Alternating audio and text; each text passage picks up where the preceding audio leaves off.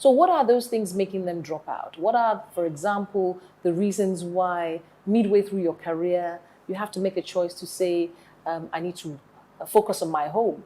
What then can employers do to ensure that these women are given the opportunities? How can we expand the choices such that I can manage my home, manage my career, still look after my children? And sometimes it's very simple things like, do we have the facility for childcare?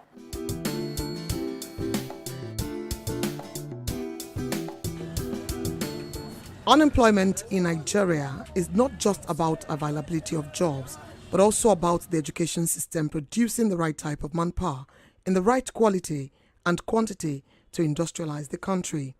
State actors and stakeholders say many Nigerian youths are not employable because their skills are largely divorced from labor requirements. I think, in my view, reviving our technical and vocational education and training systems, it's not optional. As a matter of fact, it's where we must go, pari passu, our other academic institutions like universities and co, such that you find that we have a lot more focus around disciplines, around trades, around disciplines, around specializations. We're in I'm in a room now, and I'm in your station, where journalism is a profession, right? But then there are also certain skill sets, whether it's graphics, whether it's creatives, that work very well with your industry. Now, not all of the skill sets that you need in this radio house require a university degree. So a lot of them can be honed, right from even maybe senior secondary or even post-secondary through different diploma programs and things like that. Now, that's what we must do in terms of our skilling process, so that you have what you call a multiple pathway to your aspiration in life. Vocational training is the key, is the answer. Germany, all industrialized nations, they all depend on these skills training. They have a robust, developed infrastructure for skills training. And so we cannot, no economy, no country can really move forward without having a developed structure, a developed ecosystem, a developed environment to train people, to send people for internship, or to train people, intern people, and eventually create employment for people. Because eventually it is those people who are trained, it is those people who have gone through internship, it is those people who have become employable who eventually becomes employers themselves. But where are these vocational schools? There are just about 123 government-approved vocational schools across Nigeria. Aside this, there is also a certain stereotype that discourages students from enrolling in such schools. The reason why some people don't like vocational work, depending on the area of specialization, you have to, when you want to work, you have to change your wares. And some don't like dirty work. Like me, I'm a plumber. People don't really know. Once I'm done in site and going home, people don't really believe that I'm a plumber, because maybe my stature or the way I look, so people don't really believe unless they see me while working on site. So unfortunately, the number of people who are applying, to learn skill and all of that is still very low in number. And I actually understand why it is low in number. When you operate in an environment that glorifies certificate over skill, when you operate in an environment where the skilled workers are not properly paid, when you operate in that environment where there is no glory in having skilled work, of course, the youth will not be interested in that. But when you operate in a society that celebrates certification without adequate work, and that do not pay people living wages for their skills, then of course there's going to be very low interest in that particular field of work. In the absence of white-collar jobs, many youths have turned to the informal sector, earning a living with small businesses and creating employment also. Presently, these small businesses account for 96% of businesses and 84% of employment in the country. Despite the significant contribution of SMEs to the Nigerian economy, the sector is still struggling with growth. For me, there are three things. The first one is infrastructure. Power, for example, access to markets. When you are an SME or a member of the informal sector, if you are producing something in small quantities, after you've paid your rent, you've bought your raw materials, you have your equipment, you of course have to supplement power because we don't have stable power in the country. So I think that's one of the major issues. Another issue is double tax or multiple taxation. A lot of businesses, there's no clarity on who they should be paying what taxes to. So, for example, I once worked with one of the mobility startups in Lagos in the bike-hailing space. And whilst we were, trying to speak with the LIRS, for example, about personal income tax or some basic tax from the drivers, we were obviously also having to deal with the unions, with their daily levies and all of that.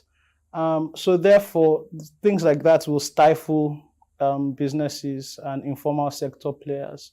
Although the informal sector may be having an influx of educated youth as players, there is also the snag of these graduates being majorly unequipped for entrepreneurship. The world is moving from theoretical based learning to case-based learning, where you sit and you study case studies, you study practical lessons about scenarios, right, for business. I think it was Obasanjo, regime that tried to introduce entrepreneurship studies as one of the general GES courses or general studies courses. And, you look at the syllabus of that course, it's the same theoretical stuff, right? So there is nothing that prepares them properly for the challenges, for the realities, for the type of dynamics that they will be facing if they go out into the business world, right? If you look at the Igbo apprenticeship culture, it's an amazing learning point, because everything does not have to be. All your learning, your education doesn't have to come from the classroom, right? It does not always have to come from the classroom. So I think if government was serious enough, right, I would expect that the SMEDAN, for example, should have put in some type of structural support for the Igbo apprenticeship model, so that we can replicate those models across various societies.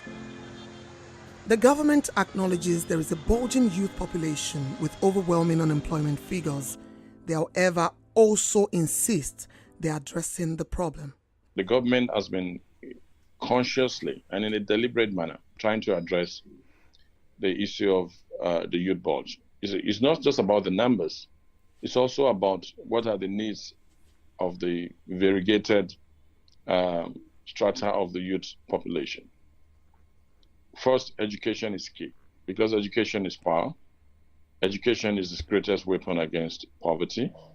So the government has committed so much into education. There's emphasis on technical and vocational education, on the skills that you have. Nigeria has not lacked special intervention programs. There are many of them. Yet, there are many unemployed youths, as these intervention programs have failed in dropping the increasing unemployment rates. Critics argue that these programs are unimpressive. For the intervention, or rather the interventions of the government, I'm going to score them high on intention, and I'm going to score them low on performance or on result. High on intention because the act of rolling out a lot of intervention schemes, like the NPower, You Win, and the various ones, including trader money, all to activate employment, shows that there are people thinking, there are people of good intention out there. But the method to which they've approached it and the results they're getting makes me score them low on it, because in 2021, it is not the role of government to be creating jobs for people or to be doling out money for individuals to grow their businesses. What the government needs to do are three, really, is to overall create an environment that allows employment to be created. Who create employment is businesses. So the government needs to create an environment that allows business to thrive and create employment, and thus doing, fight unemployment.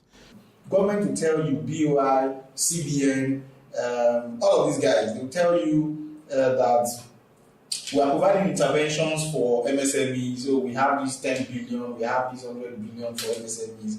And then they will give you the guidelines. And then in the guidelines, you will see that they need you to be registered with CAC, they need you to have a bank account, they need you to have a business plan, they need you to have a financial statement. Look, that already by design excludes majority of those in the MSME space. To bridge its unemployment gap, experts say Nigeria will have to create 5 million jobs annually for the next 10 years. Is the Nigerian government ready to tackle this problem? If Nigeria is to turn its large youth population into an advantage, then Nigeria has to rapidly reduce the disastrously high rates of youth unemployment. You see, luckily and unluckily for us, we are an underdeveloped country. And most of what we have, what we need, we don't have enough of them. We don't have enough schools. We don't have enough hospitals. We don't have enough, almost anything. I can't think of anything that we have enough of. That problem of scarcity of assets should become the solution to our problem, in the sense that we should just sit down and try to create what we lack. To create what we lack, we need to think of what is needed. Why is it that we're not producing, and why is it that we're not consuming what we produce? Why is it that there is no urge to produce? Why are we having more pastors and politicians than manufacturers? If we want to boost Made in Nigeria, for example, I think we need to sit down and say, the first thing we need to do is perhaps create 5,000 production managers as a pilot scheme across the country, so that each one of them will go to different areas and specialize in one sort of production or the other. I repeat, I'm insisting on production, knowing fully well that where there is production, accountants will be needed, photographers will be needed, salespeople will be needed. The core of progress since the Industrial Revolution lies in production. They really need to go fast because boys are not smiling, and then it can lead to early bloodshed. Early bloodshed in the sense that there will be serious competition. Boys know they smile again. Boys are willing to get their hands on anything just for this bar. And the government, if they are this slow, they will not be able to withstand what will come.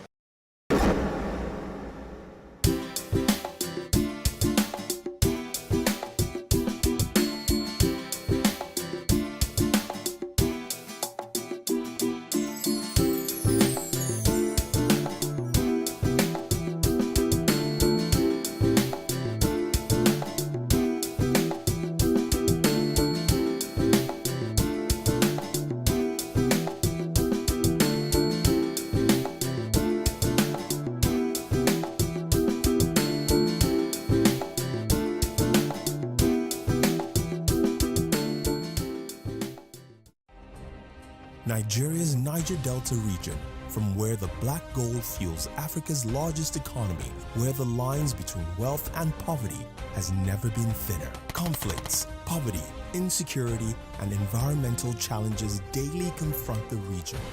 How can the Niger Delta story be changed for the better? Join Mamude Akuga at 9 p.m. every Friday evening on Plus TV Africa as he probes deep in search of solutions. Inside the Niger Delta with Mamude Akuga, the authentic voice of Nigeria's oil-rich region.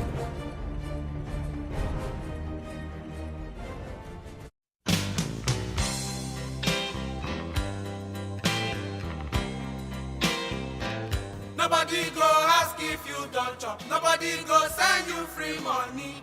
If you not get now, you sabi. Adulthood na scam.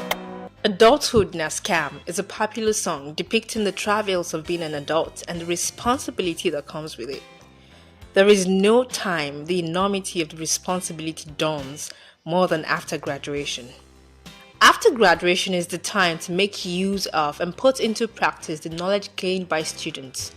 However, the current higher education system is still struggling to bridge the gap between school and the workplace for students. The needs of the workplace differ, and something as simple as writing a CV is not taught in the classroom. How to apply what you have learned in school in the workplace is usually a knowledge gap that most graduates struggle with after graduation. Studying a particular course and deeply understanding the career paths available, the jobs available, the way companies and organizations operate, how to get hired, getting the relevant experience needed to get hired, knowing how to sell your skills are all parts of the puzzles that needs to be figured out by the young graduate. Abiola Ogunleye is a final year student of the University of Lagos, and he shares that he expected being in the university to be much more immersive. I was expecting to, be in a department where, aside theory that I would learn in class, I expected to learn theory, history, and all of that, and how to go about things, but I expected university to be like how I saw it in the movies, where you'd have real life projects to undo, you do practicals, you do carry out. So for someone that was going to mass comm, I went into mass comm with the mindset of possibly being on radio or TV and also journalism. So with the mindset of, okay, being part of the press club, producing newspapers, covering stories in school, producing shows and hosting them in school. Even in terms of as simple as terms, media terms, like we didn't learn media terms, like even courts, we don't know what courts means. You understand? We don't know what, there are some terms, I'm just talking about terminologies here, like the most basic thing. So when I'm on set for a movie shoot, or because I did some radio listening, there were some terms that I did not understand, and when you check the terms, like there's some, even workshop, they make use of workshops. So sometimes I was like, what's that? And then like, people are like, you don't know something as simple as your workshop or the studio or, headshots. Terminologies, just terminologies. With a constantly evolving workforce and without a corresponding update in the school curriculum, the young people who win are those who go out of their way to learn skills required to be employable in the marketplace. For example, in my school, we have we have the newspaper, we have the radio and TV, but for most of it, you have to be the one that will take the extra effort to be intentionally involved in them. You can just decide to do your coursework away from all of this and just factor it. Except in a few cases, like with the newspaper, where it's actually a course and you have to take it, but it's not compulsory if you don't want to take it. So, and mostly for folks in the print, in the public relations and other departments, there really isn't much of a way for them to practice in school. For now, it's just the newspaper, the print segment, and the broadcast segment that is in school. TechCabal reported in 2020 that 58.9% of HND graduates are unemployed, 49.55% of OND graduates are unemployed, and 39.75% of BSc holders are unemployed. With the current Nigerian curriculum, there is an even lesser emphasis on soft skills that have gained prominence lately in the workplace. According to Rohan Rajiv, Director of Product Management at LinkedIn, in a Forbes article said, foundational soft skills have become even more important given the rise of remote and autonomous work, and are growing in importance across industries, levels, and work environments. Abiola explains that there is no room for soft skills in the classroom during his university education. I don't think the curriculum or the course itself prepares you for all of that, for soft skills. It's just mostly, what happens is that they mostly focus on the course itself and not the soft skills. Yeah, they try to implement it in terms of maybe when you are doing group projects, you have to collaborate with others. That's teaching you teamwork. You have to do research on your own. You have to do a couple of other things on your own. To learn all of that, it's going to be more of personal development on your own. And I think that's what, little associations here, like student associations, would now take up all of that and introduce other aspects that the school is not entirely focusing on. But when it comes to the core academic content is what schools are majorly focusing on delivering. As many universities strive to update their curriculum and arm students with the skills they require to compete in today's labor force, the onus lies on students to take the extra effort to research, learn, and put themselves out there to get the required knowledge to survive. Some of the ways to prepare for life after school are extra research. Apart from the required coursework, developing an actual interest in what you are studying and researching the career opportunities are important. Having the right knowledge of what is required of you is the first step. This knowledge can help you make informed decisions about the right opportunities to look out for. Consider internship while in school. Even if your coursework doesn't require it, meet professionals in your industry to give you internship opportunities so you can have an experience that will help you both in your academics and when you graduate. Volunteer. Part of exposing yourself to experiences that can expand your network is to volunteer. There are many organizations, bodies that need people to volunteer. When you do, you can meet people, learn skills that will help you in the next step. Bridge your knowledge gap. There are many avenues, centers, online resources available to learn both hard and soft skills to make you more employable in the labor market. Apply for jobs while in school. Even if you don't get them, the experience would challenge you to write CVs and have an understanding of what is required in the job market when you are finally ready. Besides, who knows, you might land one and that would be the start of your career.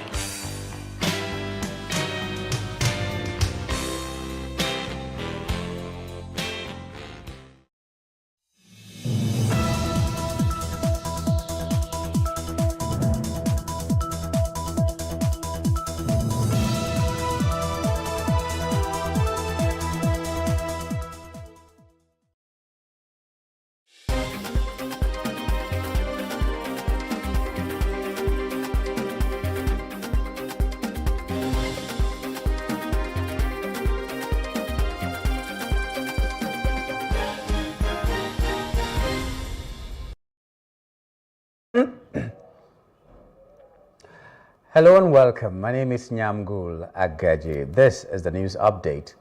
The Inspector General of Police IGP Kayode Egbetokun has denied the police excessive use of force on the protesters and shooting of live ammunition at the protesters during the ongoing nationwide hunger and hardship protest. The IGP's denial came on Tuesday while fielding questions from the pressmen in Abuja. The officer attached to the Regia Lemo Police Division was seen addressing a large crowd of demonstrators in Kano, warning that he would have no qualms about using lethal force if any of his personnel were harmed during the protest. Amnesty International Nigeria, in a post on its X handle on Friday, condemned the killing of peaceful protesters by security personnel across the country, noting that 13 people had been killed in the 10-day protest that kicked off on Thursday. It said 6 people were killed in Suleja in Niger State, 4 in Maiduguri in Borno State, and 3 in Kaduna State. It was also reported that on Thursday, the first day of the End Bad Governance in Nigeria protest, at least 12 journalists and media professionals fell victim to police brutality or attacks by hoodlums reportedly sponsored by the government. Egbetokun claimed that contrary to the allegations of police shooting at the protesters, police officers were rather attacked and injured by protesters. He also denied police deployment of police officers with rifles, saying that only smoked sections of the police were deployed. Group of people who started subversive campaign, waving flags of other countries and openly calling for military takeover of government. This is not a protest, but an offense of treason. The Nigerian police has arrested a number of them and they will be dealt with accordingly. It is very, very implicating for them to be seen with flags of other countries while on protest. The police and the military Indeed, no other security agency involved in the management of this protest has deployed excessive use of force. Instead, what we had was attack on security agents during the protest. From our record, there was no shooting incident by the police. The police or the military did not use any live ammunition in the management of this protest. Instead, we have had cases where our officers were injured critically and are still in critical condition in the hospital as we speak. So I will dismiss that as fake news. It is not true.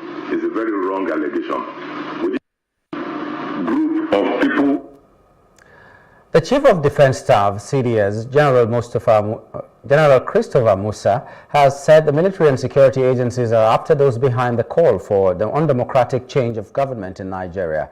Musa said this on Tuesday during a combined news conference by the heads of security agencies and service chiefs at the defense headquarters. He said the military found that some protesters calling for regime change were sponsored, adding that the military and other security agencies were trailing the unpatriotic sponsors to bring them to book. The CDS called for the collaboration of all agencies to ensure that they achieve success and appealed for calm, mediation, discussion, dialogue towards the national unity and cohesion as one great country. He said the Nigerian military was people-centric in all its activities, adding that they were not interested in anybody being killed or injured or being prosecuted, except those that have crossed the line. He said the joint news conference was an opportunity to show that the military and all the security agencies were working as a team in line with the mandate of the president. Committed in our task, and that we love Nigeria. We don't want anything bad to happen to Nigeria, and that is very important for everyone to understand. None of us here is happy to hear any Nigerian is injured for whatever reason. It's our duty to protect Nigerians. The only people we're after are those ones that don't mean us well, the enemies of the state. And anyone who makes himself an enemy of the state then will be ready to face the law. We're going to remain focused, committed.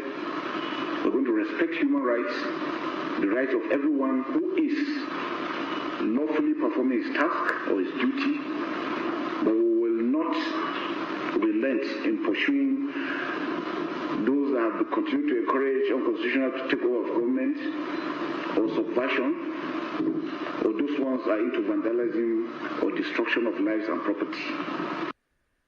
I want to, on behalf of the officers and soldiers of the Nigerian Army, state unequivocally that the Nigerian Army stand assured in defense of our democracy, of our peace, of our harmony, and we are not going to shift ground on that. Our return to democracy in 1999 as a nation cost us blood and treasure. So my appeal to youth is that what we have witnessed in the past 5 days is an investment, needless investment of blood, of treasure, calling for an unconstitutional change of government. The Nigerian Army will not sit by and watch the nation slide into anarchy.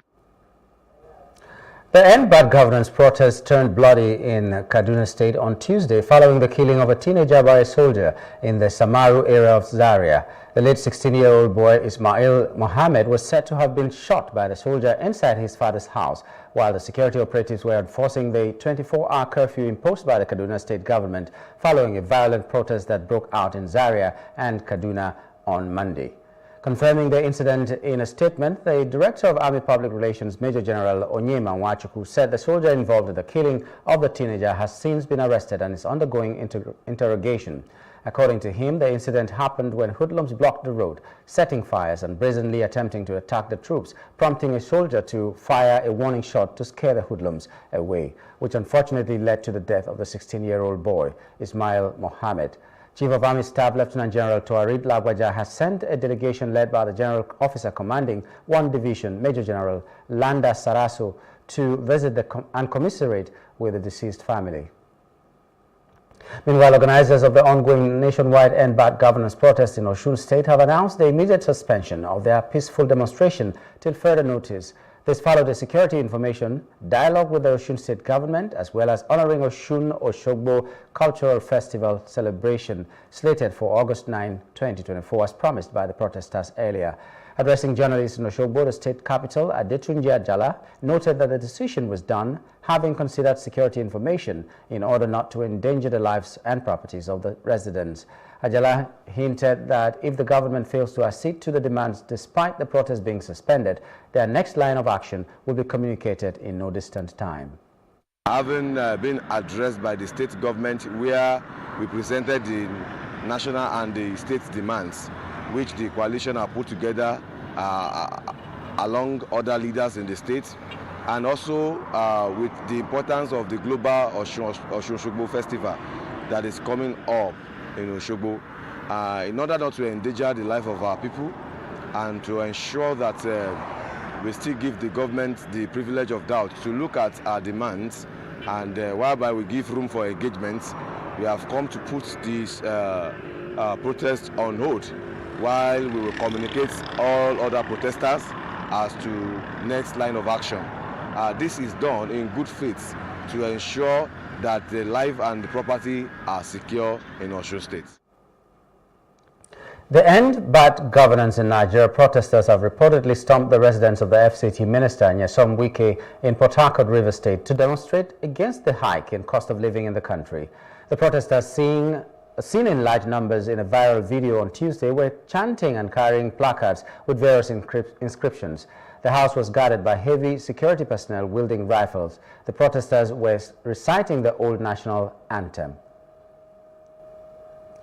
Zamfara State Commissioner for Budget and Planning, Malam Abdul Malik Gajam, has strongly refuted claims that the state government budgeted 19.3 billion naira for the purchase of kitchen equipment in 2024. Gajam expressed disappointment at the misleading report published by an online platform which claimed a review of the state's budget document had revealed this allocation. The commissioner provided a detailed breakdown of the 19.3 billion naira budget, clarifying that these funds were allocated to projects under the Ministry of Education and not for the kitchen equipment as falsely reported.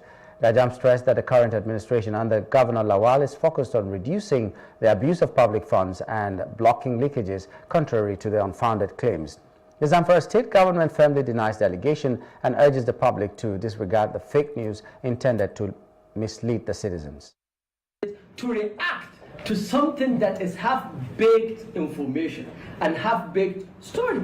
And this is the breakdown of that 19 billion naira that they have used to. And now, mind you, the reason why I told you they did half page, there was a performance column under that. It was zero. So none of that money has been spent. One kobo has never been spent under that 13 billion that you have said.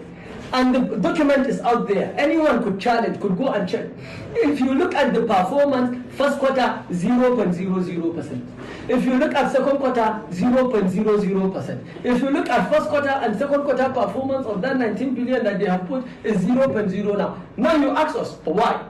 Because 500 million naira, 510 million naira, under that program code, the program code, the economic code to charge on that is named purchase of canteen and kitchen equipment. Now, most of these things that I'm going to tell you, they are part of this name of this program, economic code. That is the economic code that you would charge. So it's just a nomenclature. So it will show, it will make it easier for anyone to read. Now you can go back and request the full information of this budget if you want. From other parts of Africa, the UN declared on Tuesday that the humanitarian crisis in Sudan is a complete disaster as the nation suffers from nearly 16 months of conflict between opposing factions. Edem Wasurno, the Director of Operations and Advocacy at the Office of the Coordination of Humanitarian Affairs, criticized the blockage of essential supplies that endangers the lives of malnourished children in North Darfur, Sudan, as an entirely man-made crisis and a shameful stain on their collective conscience during a Security Council meeting on Tuesday.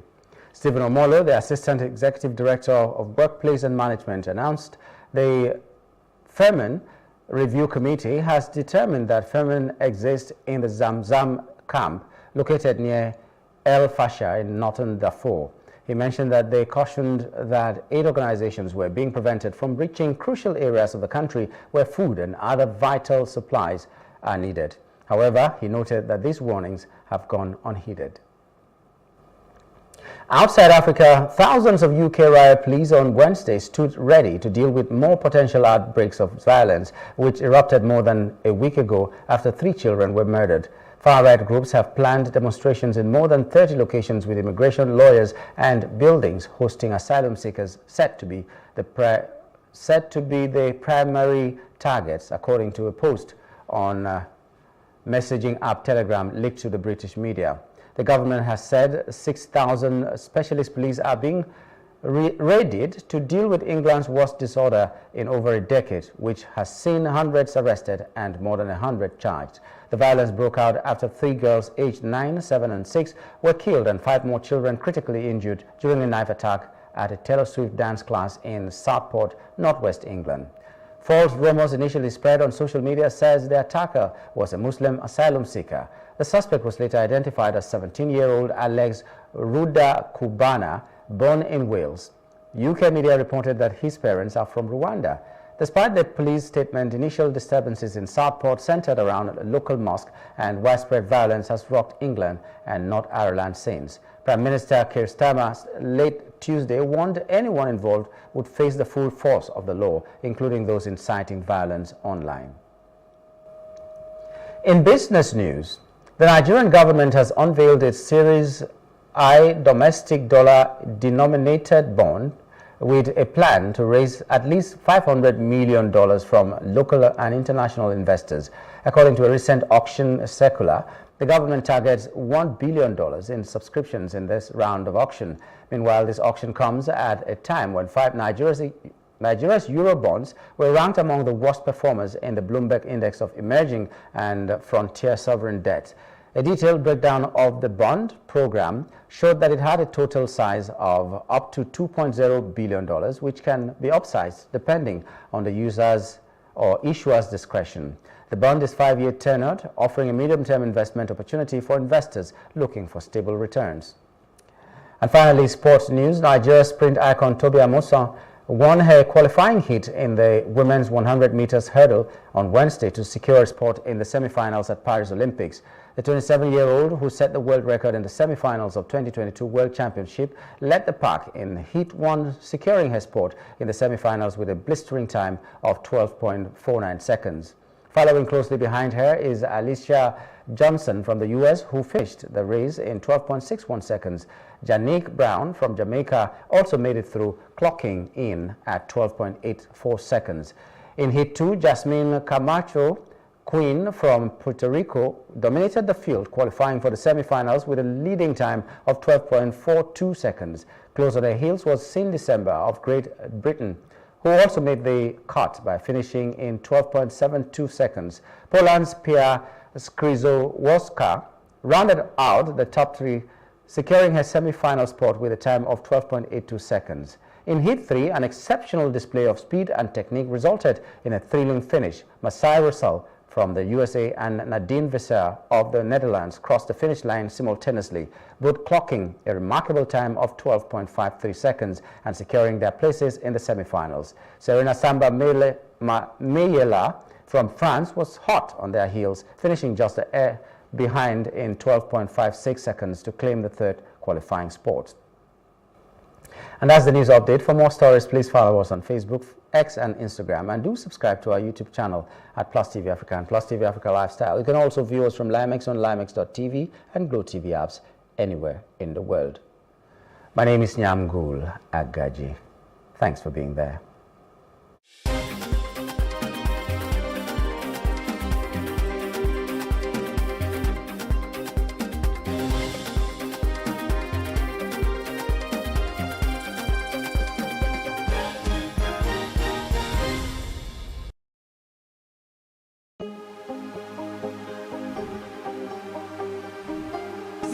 I will take you through this amazingness today.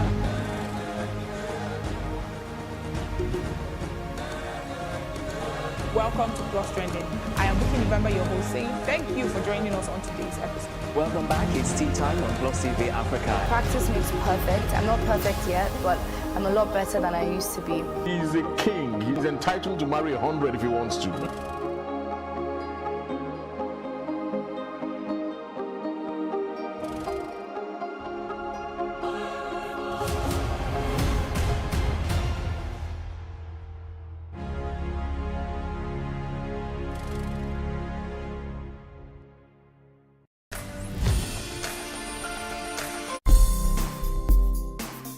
Women are shattering glass ceilings around the globe, making indelible marks across sectors, and the Nigerian banking industry is not left out, as Adora Umeoji joins the list of female chief executive officers (CEO) in the sector.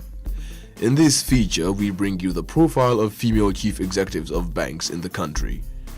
Adora Umeoji. Umeoji has over 30 years of experience in banking, including 26 years at Zenith Bank. Before Umeoji was appointed GCEO designate, she held the position of Deputy Managing Director of Zenith Bank from October 2016. She obtained a bachelor's degree in sociology from the University of Jos, a bachelor's degree in accounting, and a first-class honors in law from Bayes University, Abuja. Umeoji is also a graduate of the University of Salford, United Kingdom, where she bagged a Master of Laws degree. She also obtained a Master's in Business Administration (MBA) from the University of Calabar and a doctorate in Business Administration from Apollos University, USA.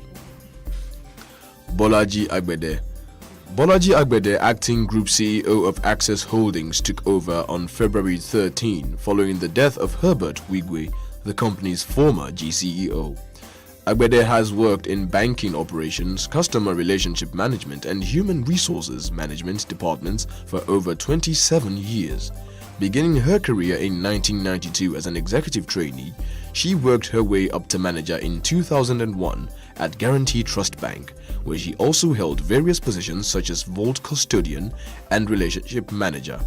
She subsequently served as CEO of JKG Limited, a business consulting firm, in 2003.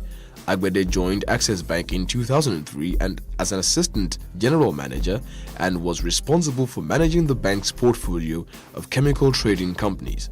She also headed the bank's human resources department between 2010 and 2022 and was appointed the company's founding executive director, business support, in 2022. Agbede holds a bachelor's degree in mathematics and statistics from the University of Lagos, 1990, and subsequently obtained a Master of Business Administration degree from Cranfield University in 2002. Miriam Olusonya. Miriam Olusonya is the MD of Guarantee Trust Bank Nigeria Limited, a subsidiary of Guarantee Trust Holding Company, GTCO PLC, a position she assumed in July 2021.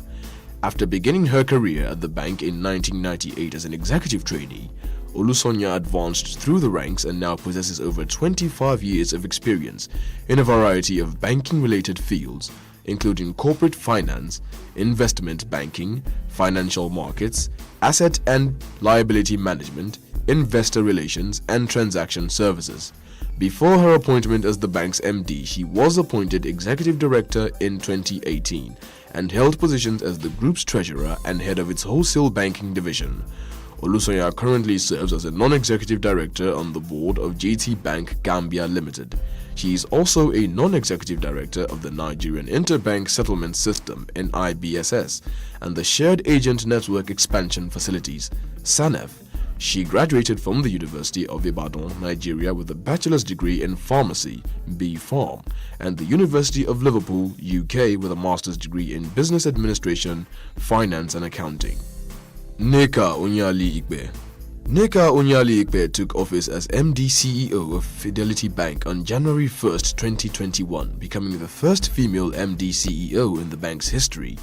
Before the appointment, she was Executive Director, the Southwest Region, overseeing the bank's business in the region's 6 states from January 2015 to December 2020. She has professional experience of over 30 years across various banks, having commenced her career in 1986. Onyali-Ikpe has worked at Standard Chartered Bank PLC, Zenith Bank plc and Citizens International Bank Limited, where she held several management positions in legal, treasury, investment banking, retail commercial banking, and corporate banking. Onyali Ikpe holds Bachelors of Law (LLB) and Masters of Laws (LLM) degrees from the University of Nigeria, Nsukka, and King's College London, respectively. Yemisi Edun. Yemisi Edun is MD and CEO of First City Monument Bank, the first woman to ever hold the position at the organization. She assumed the position in July 2021 following an allegation of marital infidelity against Adam Nuhu, the former FCMB MD. Edun started her career in 1987 as a corporate finance specialist with Akintola Williams Deloitte, a member firm of Deloitte Touche Tohmatsu. Thereafter, Edun joined FCMB in 2000 as the divisional head of internal audit and control before assuming the role of Chief Financial Officer, CFO, of the bank in 2015. Edun holds a bachelor's degree in chemistry from the University of Ife, Nigeria, and a master's degree in international accounting and finance from the University of Liverpool, UK. Tomi Somefun. Tomi Somefun was appointed MD CEO of Unity Bank plc in August 2015. Prior to her appointment, she served as the executive director overseeing the Lagos and Southwest Business Directorates and the Treasury Department of the bank. She has 35 years of experience in the private sector, 26 of which are in the banking industry. From 1982 to 1986, she worked as a senior audit assistant for KPMG, which was the beginning of her nearly 40-year journey to become the formidable banker she is today. After working for a few more years as a senior auditor at Arthur Andersen, she left in 1989 to become an associate at Ventures and Trusts Limited. Veering into the banking sector, she began working with Credit Bank Limited before joining UBA Group, where she served as the MD CEO of two significant UBA subsidiaries, including UBA Pensions Custodian, a startup company which was founded with her as the pioneer MD. She graduated from Obafemi Awolowo University in 1981 with a Bachelor of Education in English Language. Yetunde Oni. Yetunde Oni in January 2024 was appointed by the Central Bank of Nigeria, CBN, as the MD CEO of Union Bank of Nigeria. Until her appointment with the bank, Oni was a financial services leader with a successful career spanning over 30 years, holding senior positions in international and local banks and focusing on emerging markets. Before she made it to the top of the financial institution, Oni had an 11-year stint at EcoBank Transnational Incorporated as a relationship manager from 1994 to 2005. In September 2014, Oni held the position of Pioneer Head of Commercial Clients at Standard Chartered Bank Nigeria Limited, before becoming the lender's MD and country head of commercial banking in West Africa in 2017. In January 2021, Oni achieved a significant milestone by becoming the first female MD CEO of Standard Chartered Bank in Sierra Leone. Oni is a University of Ibadan graduate with a bachelor's degree in economics and has an MBA from Bangor University, Wales. Ireti Samuel Ogbu. Ireti Samuel Ogbu, appointed in September 2020, doubles as the CEO of Citibank Nigeria and Citibank's country officer for Nigeria and Ghana. Before appointed CEO of Citibank Nigeria, Samuel Ogbu was the Europe, Middle East and Africa EMEA head, Payments and Receivables Treasury and Trade Solutions (TTS) under Citi's Institutional Clients Group (ICG), based in London, UK. She has also served as a non-executive director on the board of Citibank Nigeria Limited.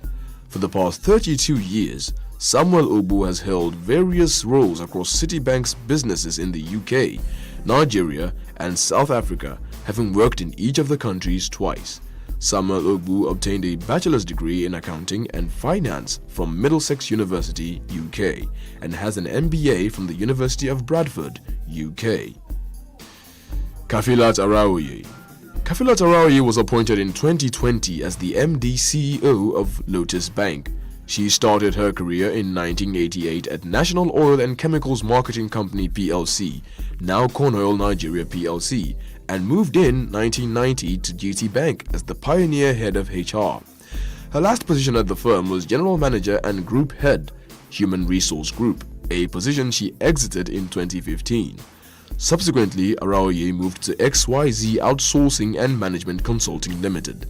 From 2015 to 2020, Araoye holds a first degree in history from the Obafemi Awolowo University and a master's degree in industrial relations and personnel management from the University of Lagos, graduating as the best student in her class.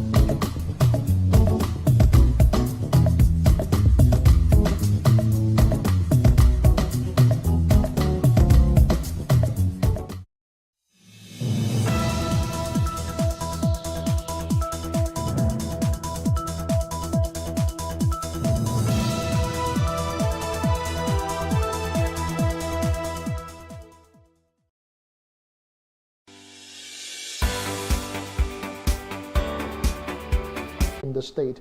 Professor Nicholas Oliver, the Commissioner of Agriculture and Food Security, said food prices. All right. Security is not something we should play politics with. The issue with our socio-economic problems is not also something there should be some sort of intervention for them. They cannot look at what Taraba State just did. The protest was boosting local production of food. So a direction it will help cushion a lot of effects for the local farmers. Direction it will help cushion a lot of effects for the local farmers there, because one of the issues farmers are facing is that they don't have tools to work with, purchase one unit. So if they don't have tools to work with, and it's difficult to do everything manually, these days you can grow